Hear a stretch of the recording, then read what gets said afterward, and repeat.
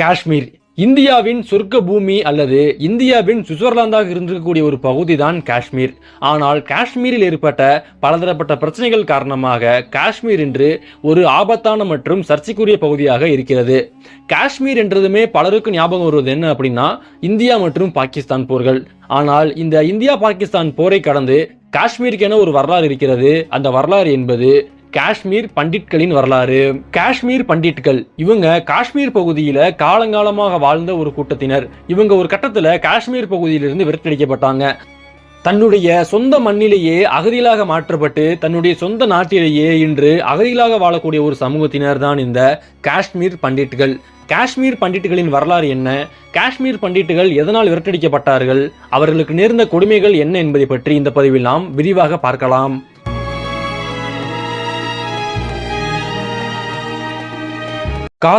காஷ்மீருடைய பூர்வக்குடிகள் யார் என்று கேட்டால் அவர்கள் காஷ்மீரி, கௌரி, குஷ் ஆகிய சமூகத்தினர் தான் அன்றைய காலகட்டத்திலிருந்தே காஷ்மீர் பள்ளத்தாக்கில் வாழ்ந்து வந்தாங்க. இந்த பண்டிட் பிராமணர்கள் அவர்களுக்கு பிறகுதான் காஷ்மீர் பகுதியில் போய் குடியேற ஆரம்பிச்சாங்க. அவர்களுக்கு பிறகு என்று சொல்ல போனால் கிட்டத்தட்ட ஒரு 2300 இருந்து 2500 ஆண்டுகளுக்கு முன்பே இந்த பண்டிட் பிராமணர்களுமே அந்த பகுதியில் குடியேற ஆரம்பிச்சாங்க. கிமு 3ஆம் நூற்றாண்டுல வட இந்தியாவில் இருந்த ஒரு மிக பெரும் பேரரசு தான் மௌரிய பேரரசு. இந்த மௌரிய பேரரசு ஆட்சி காலகட்டத்தில் இந்த பண்டிட்கள் அங்க போய் குடியேறியிருக்கலாம் என சில வரலாற்று தரவுகளுமே நமக்கு கூறுகிறது. மௌரிய சாம்ராஜ்யம் ஆரம்ப காலகட்டத்தில் ஒரு இந்து சாம்ராஜ்யமாக இருந்தது. அதற்கு பிறகு மாமன்னர் அசோகர் அவர்கள் புத்த மதத்திற்கு தழுவினார். அசோகர் புத்த மதத்திற்கு மாறிய பிறகு அசோகர் புத்த மதத்தை மிக தீவிரமாக பரப்பினார். அவருடைய ஆட்சி காலகட்டத்தில் தான் காஷ்மீர் பகுதியிலேயுமே புத்த மதம் என்பதும் வளர ஆரம்பித்தது. அசோகருக்கு பிறகு காஷ்மீர் பகுதிகளில் இந்து மற்றும் புத்த சமூகத்தினர் தான் ஆரம்ப காலகட்டத்தில் இருந்தே பன்னெடும் காலமாக அவர்கள் வாழ்ந்து வந்தாங்க. இப்படி காஷ்மீர்ல பண்டிட்கள் மற்றும் புத்த மதத்தினர் வாழ்ந்து வந்த சமயத்துல காஷ்மீர் பகுதிகளில் ஒரு மிக பெரும் ஆட்சி மாற்றம் ஏற்பட்டது. அது காஷ்மீரில் மட்டும் ஏற்படல, ஒட்டுமொத்த இந்தியாவிலுமே ஏற்பட்டது. கிபி 14ஆம் நூற்றாண்டுல இந்தியாவில் பெரும்பான்மையான பகுதிகளை டெல்லி சுல்தான்கள் கைப்பற்றி ஆட்சி பண்ண ஆரம்பிச்சாங்க. அன்றைய காலகட்டத்தில் டெல்லி சுல்தான்கள் இந்த காஷ்மீர் பகுதியுமே கைப்பற்றினாங்க. கிபி 1339 ஷமீர் எனப்படும் ஒரு சுல்தானிய மன்னர் காஷ்மீர் மீது படையெடுத்து சென்று காஷ்மீர் பகுதியை டெல்லி சுல்தானோடு இணைத்தார். இதன் பிறகு காஷ்மீர் பகுதியில் கொஞ்சம் கொஞ்சமாக இஸ்லாம் மதம் என்பது பரப்பப்பட்டது. பல இஸ்லாமியர்கள் அந்த பகுதியில் குடியேறினாங்க. அந்த பகுதியில் இருந்த ஏராளமான மக்களை இஸ்லாம் மதத்திற்கு மதமாற்றமும் செய்தார்கள். காஷ்மீர் பகுதியில் பெரும்பான்மையாக இருந்த புத்த மதம் மற்றும் இந்து மதம் எப்படி அழிந்தது அப்படின்னா அது இந்த சுல்தான்களால் அழிந்தது.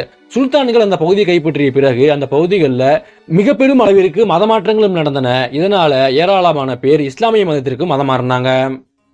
டெல்லி சுல்தான்களுக்கு பிறகு கிபி 16ஆம் நூற்றாண்டில் காஷ்மீர் பகுதி என்பது முகலாயர்களுக்கு கீழ் வருகிறது. அக்பர் காஷ்மீர் பகுதியை கைப்பற்றிய பிறகு அந்த பகுதியில் எஞ்சி இருந்த காஷ்மீரிய சைவ பிராமணர்களுமே இஸ்லாமிய மதத்திற்கு மதமாற்றம் செய்யப்பட்டாங்க. அதே சமயத்தில் அக்பருடைய ஆட்சி காலகட்டத்தில் காஷ்மீர் பகுதிகளில் மதம் மாறாதவங்களுக்குமே அவர் முன்னுரிமை கொடுத்து வந்தாரு. அவருடைய அரசவையிலும் சரி பல பதவிகளிலுமே காஷ்மீர் பண்டிட்டுகளை பதவியில் அமர்த்தினாரு. கிபி 14ஆம் நூற்றாண்டிலிருந்து கிபி 19ஆம் நூற்றாண்டு வரை காஷ்மீர் பகுதி என்பது இஸ்லாமிய மன்னர்களால் தான் ஆளப்பட்டு வந்தது. கிபி 19ஆம் நூற்றாண்டுல சீக்கியர்கள் காஷ்மீர் மீது படையெடுத்து சென்று காஷ்மீரை தங்களோடு இணைத்துக் கொண்டாங்க. இதன் பிறகு கிபி 1846 பிரிட்டிஷ்காரங்க சீக்கியர்களை வீழ்த்திவிட்டு காஷ்மீர் பகுதியை கைப்பற்றினாங்க. அன்றைய காலகட்டத்தில் காஷ்மீர் பகுதியை குலாப் சிங் எனப்படும் ஒரு இந்து மன்னர் ஆட்சி பண்ணி வந்தாரு. இந்த குலாப் சிங் கிபி 1846ஆம் ஆண்டு பிரிட்டிஷ்காரங்கள்ட்ட பணத்தை கொடுத்து காஷ்மீர் பகுதியை வாங்கி பிரிட்டிஷுக்கு அடங்கிய ஒரு நாடாக இருந்து காஷ்மீர் பகுதியை ஒரு ஆட்சி பண்ணி வந்தாரு. இந்த குலாப் சிங்கினுடைய வாரிசுகள் தான் 4 தலைமுறையாக காஷ்மீர் பகுதி ஆட்சி பண்ணி வந்தாங்க.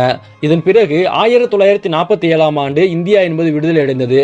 இந்தியா விடுதலை அடைந்த சமயத்தில் காஷ்மீர் பகுதியின் மன்னராக இருந்தவர் யாருன்னா அது ஹரிசிங். இந்தியா மற்றும் பாகிஸ்தான் விடுதலை அடைந்த பிறகு ஹரிசிங்கை சந்தித்து நீங்கள் இந்தியாவுடன் இணைந்து கொள்கிறீர்களா இல்லை பாகிஸ்தானுடன் இணைந்து கொள்கிறார் எனப்படும் ஒரு கேள்வி எழுப்பப்பட்டது. அந்த சமயத்தில் ஹரிசிங் காஷ்மீர் என்பது இனி தனி நாடாக இருக்கும், காஷ்மீர் யாருடன் இணையாது அப்படின்னு சொன்னாரு. இதன் பிறகு ஓராண்டு காலம் காஷ்மீர் என்பது ஒரு தனியான ஒரு நாடாகத்தான் செயல்பட்டு வந்தது. ஆனால் காஷ்மீர் பகுதியை எப்படியாவது கைப்பற்றி ஆகணும் அப்படின்னு சொல்லிட்டு பாகிஸ்தான் காஷ்மீர் மீது படையெடுத்தது. அந்த சமயத்தில் மன்னர் ஹரிசிங் வேறு வழி இல்லாம இந்தியாவிடம் சரணடைந்து காஷ்மீரை இந்தியாவுடன் இணைத்துக் கொண்டார். காஷ்மீர் எப்படி இந்தியாவுடன் இணைக்கப்பட்டது, இந்தியா பாகிஸ்தான் போரை பற்றி நம்ம ஏற்கனவே ஒரு வீடியோ போட்டிருக்கோம். அந்த வீடியோவை பார்க்காதவங்க பார்த்துட்டு அதுக்கப்புறம் இந்த வீடியோவை பாருங்க. காஷ்மீர் விடுதலை அடைந்த சமயத்துல காஷ்மீர்ல கிட்டத்தட்ட 15% பேர் பண்டிட் பிராமணர்கள் தான் இருந்தாங்க. காஷ்மீர் விடுதலை அடைந்து காஷ்மீர் இந்தியாவுடன் இணைக்கப்பட்ட பிறகு காஷ்மீரில் மிக பெரும் ஆட்சி மாற்றங்கள் நடந்தன. காஷ்மீரில் மன்னராட்சி முறை என்பது ஒழிக்கப்பட்டது. காஷ்மீரின் தலைவராக ஷேக் முகமது அப்துல்லா என்பவர் நியமிக்கப்பட்டார். இவர் தலைவராக இருந்த சமயத்தில் ஏராளமான நில சீர்திருத்த திட்டங்களை கொண்டு வந்தார். அதன்படி அன்றைய காலகட்டத்தில் ஏராளமான பண்டிட் பிராமணர்களின் நிலங்கள் என்பது பிடுங்கப்பட்டு சொந்த மண்ணிலேயே அவங்க அகதிகளாக மாறினாங்க. நிலமிழந்து போனால் வலுவிழந்து போவோம் என்ற வரிகளுக்கு ஏற்ப காஷ்மீர் பண்டிட்களிடமிருந்து நிலங்கள் பிடுங்கப்பட்டது. அதன் பிறகு அவர்கள் சொந்த மண்ணிலேயே அகதிகளாகவும் மாற்றப்பட்டார்கள். இதன் பிறகு காஷ்மீர்ல நீண்ட காலமாக இஸ்லாமிய அடிப்படைவாதிகள் மிக பெரும் அளவிற்கு பிரச்சனை பண்ணி கொண்டுதான் இருந்தாங்க. இதனால ஏராளமான பண்டிட் பிராமணர்கள் பாதிக்கப்பட்டாங்க. 1945 காஷ்மீர்ல பண்டிட் பிராமணர்கள் 15% இருந்தாங்க.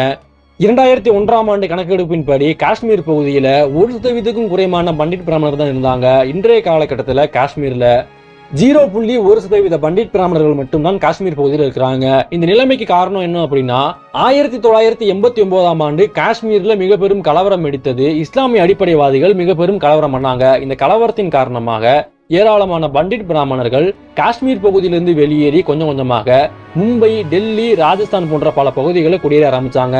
அன்றைய காலகட்டத்தில் மட்டும் குறிப்பாக சொல்லணும் அப்படின்னா 1988, 89, 90 காலகட்டங்கள்ல கிட்டத்தட்ட 5 லட்சத்துக்கும் மேற்பட்ட பண்டிட் பிராமணர்கள் காஷ்மீர் பகுதியை விட்டு வெளியேறினாங்க. 1989ஆம் ஆண்டு காஷ்மீர் பகுதியில் ஏற்பட்ட பிரச்சனையின் பொழுது 200க்கும் மேற்பட்ட பண்டிட் பிராமணர்கள் கொல்லப்பட்டாங்க. ஏராளமான பெண்களும் கற்பழிக்கப்பட்டாங்க. எப்படியாவது உயிர் பிழைச்சா போதும் அப்படின்னு சொல்லிட்டு ஏராளமான பண்டிட் பிராமணர்கள் தங்களுடைய நிலத்தையும் உடைமைகளையும் விட்டுவிட்டு சொந்த மண்ணிலிருந்தே அகதிகளாக பிற பகுதிகளுக்கு சென்றாங்க.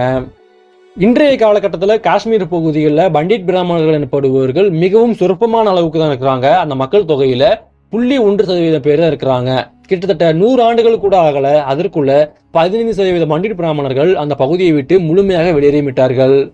இதுதான் காஷ்மீர் பண்டிட்களினுடைய வரலாறு. காஷ்மீர் பகுதிகளில் 2000 ஆண்டுகளுக்கு மேலாக வாழ்ந்து வந்தவர்கள் தான் இந்த காஷ்மீர் பண்டிட் பிராமணர்கள்.